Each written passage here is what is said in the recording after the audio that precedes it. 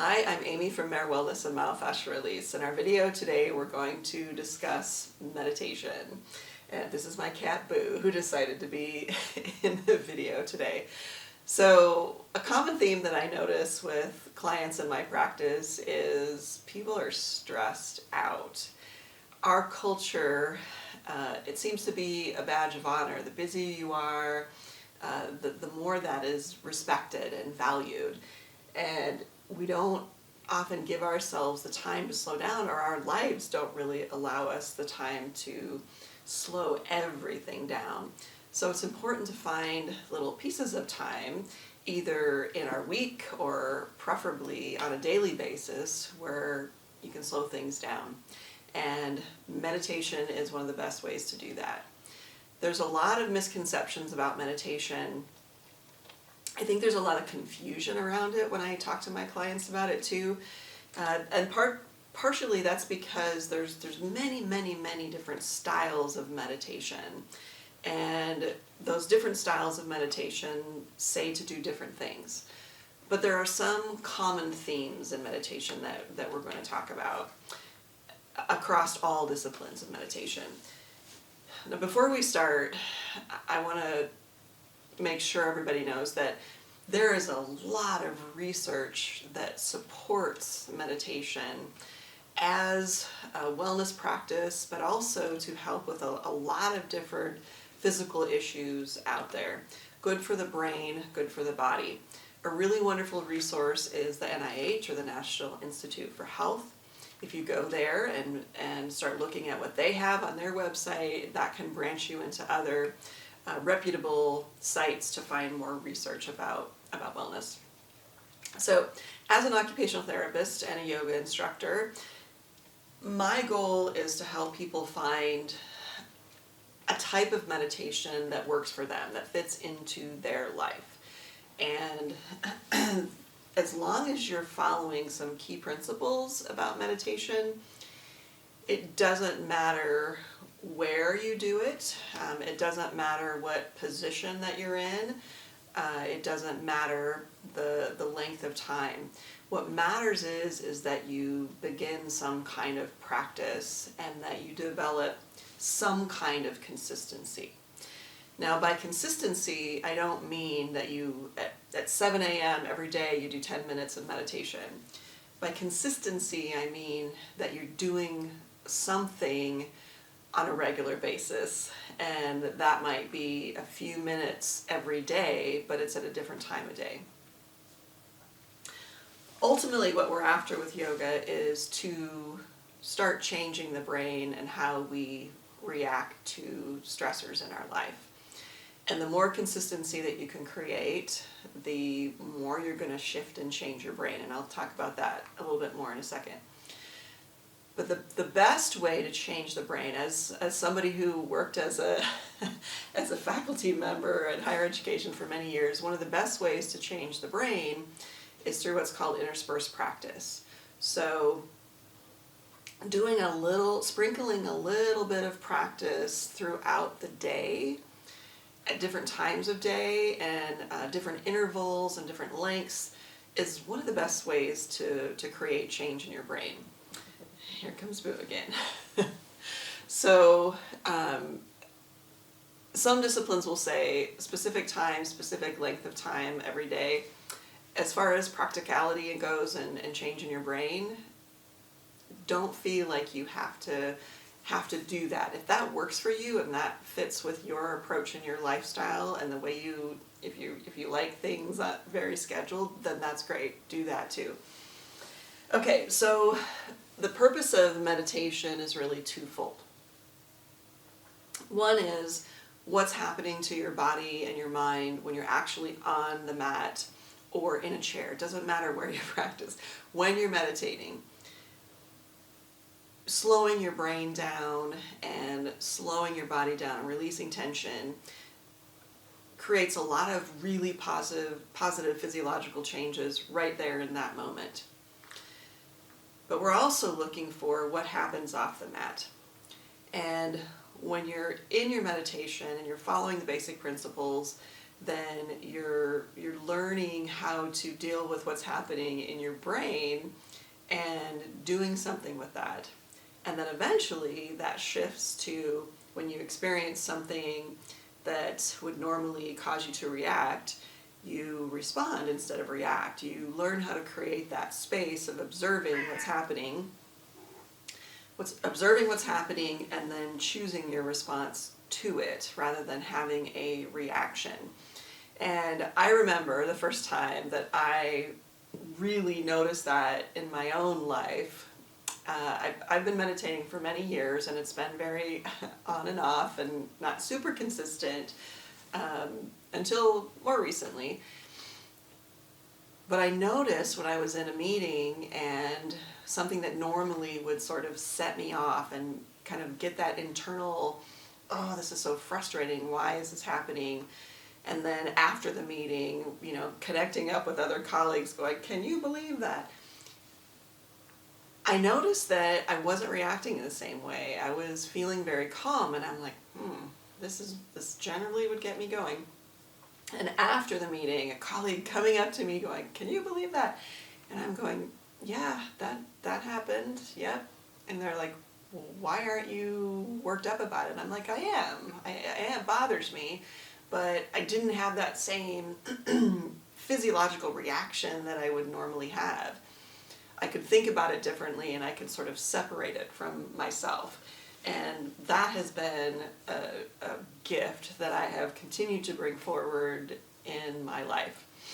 So let's talk about the key pieces of meditation that really should be part of any meditative practice, the common themes across all disciplines. So one is your breath. Your breath is an important piece of any meditation practice, and that deep diaphragmatic breath. And if you're not sure what that is, I'm going to talk about that in a separate section of this video of how to make sure you're getting a nice deep diaphragmatic breath in your meditation practice.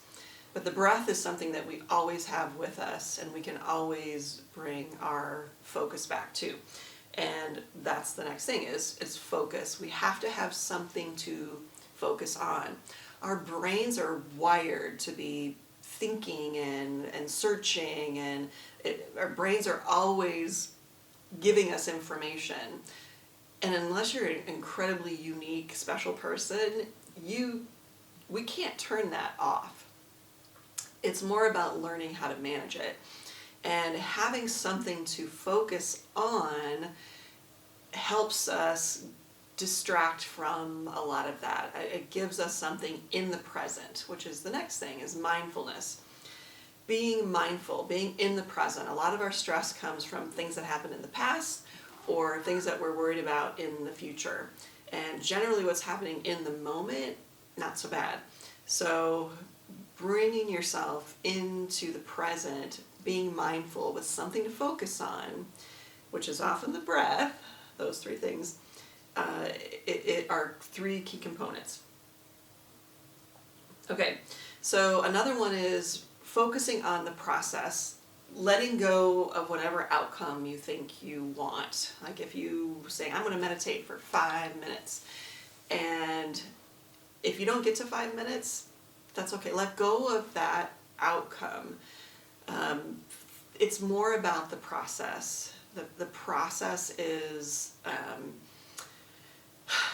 what happens in the process of the meditation is what's going to be pulled off the mat to use in daily life. And then finally, what I think is probably the most important is letting go of judgment. So what that means is letting go of judgment externally, letting go of judgment internally. Externally, it might be, oh, I can't believe my cat shows up in the middle of my videos. And I might have in the past have thought, oh, I got to redo this whole thing. That's bad. Not judging that as good or bad, just accepting what is. If you're meditating and somebody decides to fire up their lawnmower in the middle of your meditation, not deciding that that's bad, just noticing that, not good or bad, and let it float away. As thoughts come into your brain, noticing that thought, don't judge it as good or bad, and let it go away. Refocusing back on whatever your focus, object, or mantra, or whatever it is you're bringing your focus back to. Then the other is internal, and this is what I think happens a lot and pushes a lot of people away from meditation, is that internal judgment of, I can't do this, I can't turn off my thoughts. You're not going to turn off your thoughts. Hopefully you'll get them to slow down. But treating yourself and your process of meditation as if you would treat a child that you absolutely love and adore, and you would never, or a pet that you absolutely love and adore. I would never, yell at Boo and say, get out of here, Boo, but we'll do that to ourselves. So I might get very, I can't believe that I can't turn that thought off, or that thought keeps coming in. Treat yourself as a pet or a child that you love and adore, and just gently guide yourself back to that object or whatever it is that you're focusing on during your meditation. And that's a key component. So breath, mindfulness, letting go of judgment, having a topic or a focus in your meditation, focusing on the process, and then there's one more, letting go of tension in your body. Learning how to soften. So many of my clients are so tense, and there's some part of their body that they're holding their tension in. Learning how to soften and let that go, I think, is a really important part of a meditation practice. And that can take time and practice as well, which leads me to where you meditate. Some people say that you should never meditate laying down. I think that's absolutely fine. Often that is because you don't want to fall asleep. I don't think that's such a bad thing either. I will frequently meditate in the middle of the night when I'm trying to get back to sleep. But if you have a hard time letting go of tension, sitting in a chair that has a back on it or laying down is one of the best ways to let that go. Don't feel like you have to have a special meditation cushion like I'm sitting on, or a mat, or anything. You don't need any of that. But support yourself in any way that feels like then you can calm your body and calm your mind. And then eventually your body will get stronger and you'll be able to sit more in an upright posture on a mat or a cushion, or without the back support. But that's again not necessary. Okay. In the following, or in the rest of this video, I'm going to cover basic diaphragmatic breathing and how to deepen your practice there, and then go through several different styles of meditation so that you can begin identifying what works for you. We have different senses in our body: hearing, vision, all the other senses, and generally we're more attracted to one or the other, or they can hold our attention. Like if you love to listen to music, then maybe you're more auditory. If you're somebody that loves to look at artwork, then maybe you're more visual. So try to begin thinking about what is more attractive to you and hold your attention more. And my purpose is to create lots of samples of different kinds of meditation for you so that you can figure out what works best for you. Or if you're like me and you like a lot of variety in your life, then try them all and use them all. It doesn't have to be one consistent thing. Okay, I think I've covered everything I want to cover in this particular section. Next we'll do diaphragmatic breathing.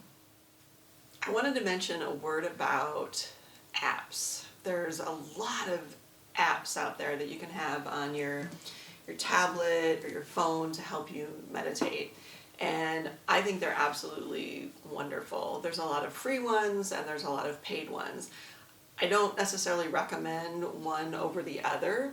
My best recommendation would be to try the free portions out on the different apps and look at the reviews and give them a try. And if you really like them and you really stick with them through the free trial period, then maybe you would want to invest in the app. But you don't really need an app, but some people love that stuff, some people don't. I recommend that on your phone or your tablet you have a timer. You can simply use a timer and then whatever method of meditation that you want to try at that particular time. Hi, I'm Amy, and we're going to talk about diaphragmatic breathing in the next section of this video. This is Boo. Okay, for this section, you may want to have a strap, not mandatory. If you don't have a yoga strap, you can also use a scarf or even a belt for what I'm going to ask you to try here in a moment. But first, let's talk about diaphragmatic breathing. Your diaphragm is a muscle that is underneath your rib cage, and it goes from front to back, side to side, and it's a big dome. And its a whole purpose for being in your body is when you breathe in, that diaphragm flexes down, and it creates more space in your rib cage for your lungs to fill with oxygen. So, excuse me, when it flexes down, it pushes the contents of the belly forward, and it's often nicknamed belly breathing. So you may have heard diaphragmatic breathing or belly breathing, but that is the type of breath that you're looking for pretty much all the time. Should be your default way of breathing, but making sure that you're getting deep diaphragmatic breaths when you're practicing meditation is really important.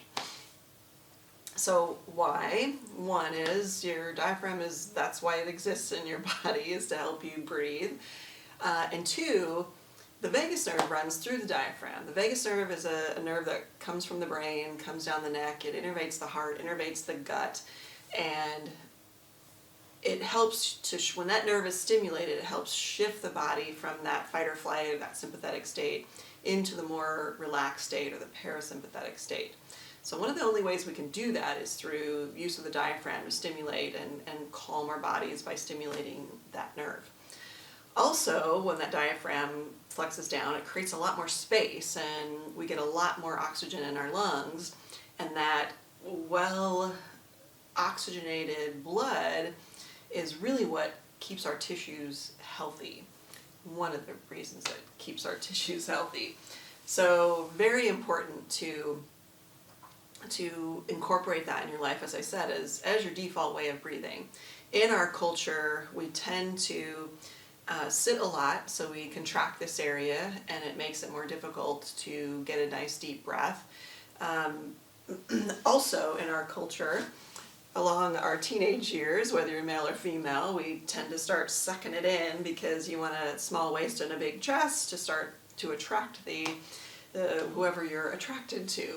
And that's our culture. So we tend to be tight through here, and that shifts the breath to the chest.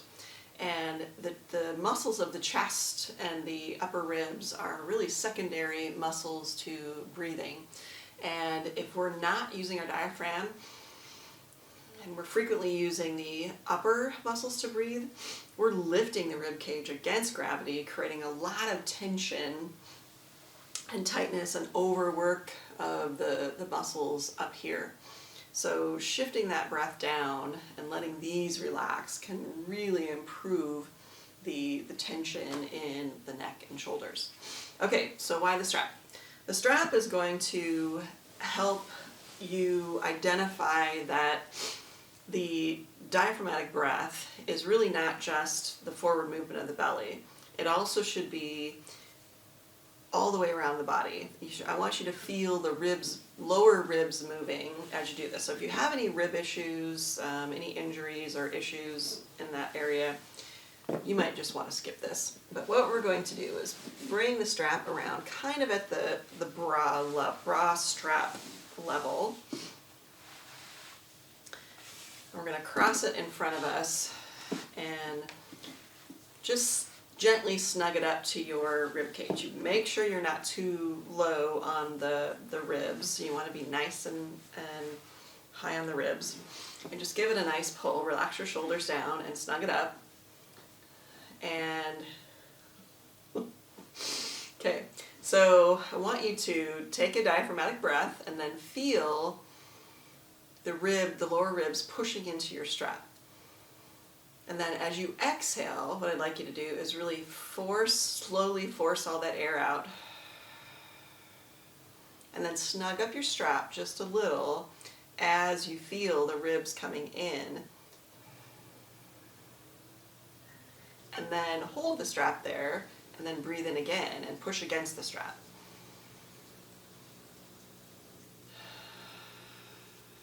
Force the air out again, and then breathe in and push against the strap.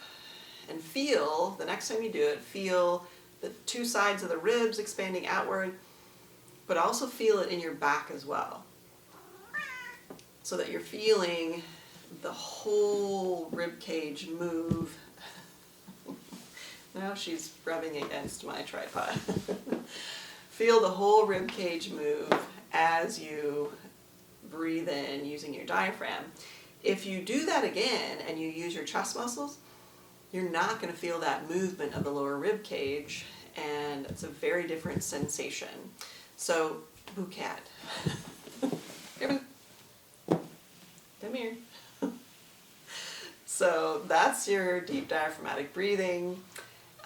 Give that a try. Make sure you're doing it. If you're having trouble with it, try laying down, putting your hands on your belly, and just feel your belly come up as you breathe in and soften as you breathe out.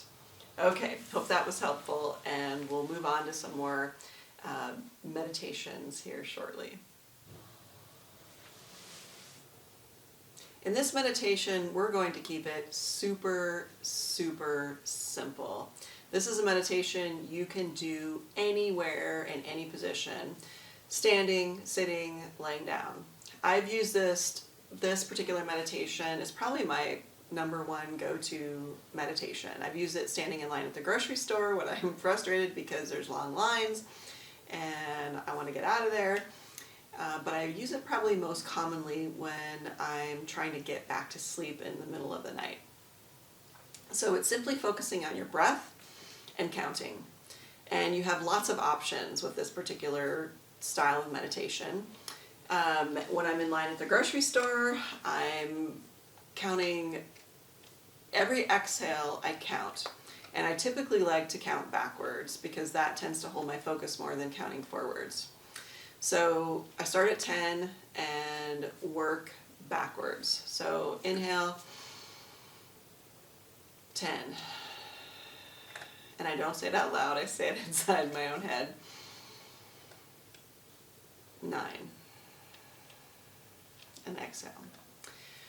When I'm trying to get back to sleep at night, depending on how I feel, I may start at 100 and just work my way backwards. And frequently I will fall asleep before I get too far. But sometimes, depending on what's going on, I might get all the way down to 0 and then start back at 100 again. If you're out in the community or if you don't have a lot of time, you just start at 10, work your way down to 0, and then start back at 10 again. Some things to think about, because your brain, you're probably meditating because maybe something's got you stressed out. Or maybe you just are doing your regular meditation practice and decide to do this today. But you're going to get distracted, and chances are you're going to lose your place. So 2 things to remember. One is guide yourself back to your focus. Your focus is counting. Guide yourself back gently. Don't judge yourself. And then 2, it doesn't matter where you start again. You can start back at 10 or 100 or start wherever you think you left off. It ultimately doesn't matter. It's about just bringing your focus back to something. So I've got a timer set for 2 minutes. Let's just start at 10, work our way down, and then start back at 10 again. And I'm going to say the numbers out loud for the first minute or so. And then the second minute we will, or you will do it on our own silently, okay? I have a little bell here. I'm just going to start the meditation with a bell. You don't need to do that, but I love the sound of this bell. So we will start there. So start by finding your diaphragmatic breath and get yourself comfortable. Scan your body. Make sure you're letting go of any tension in your face, your jaw, your shoulders, your chest, your hips, your thighs, everything. Okay?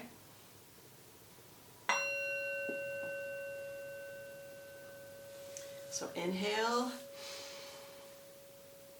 10.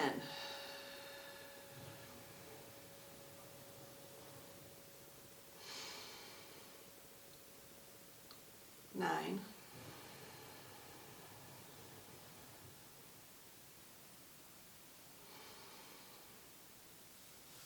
8.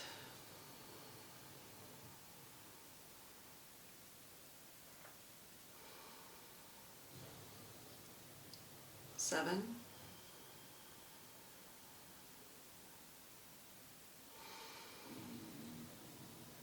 6.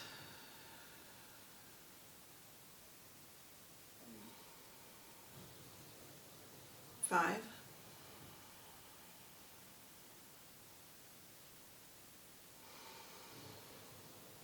4.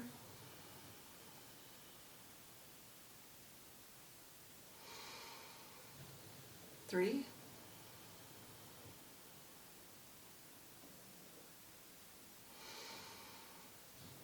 2.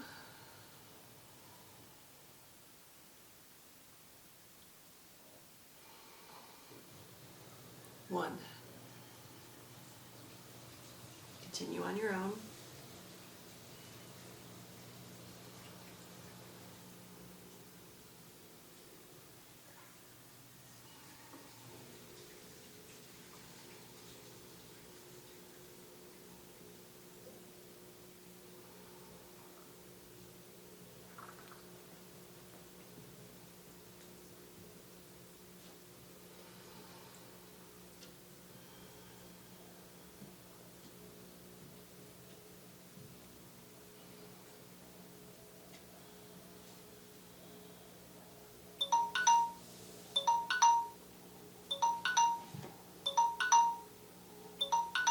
Whoops. Okay. All right. So what did you notice when you had to count backwards on your own? Were you able to follow your breath and count backwards and stick with that? If you found yourself even getting distracted in that short amount of time, that's okay. You start somewhere and continually guide yourself back. Okay, an easy one to go to anytime.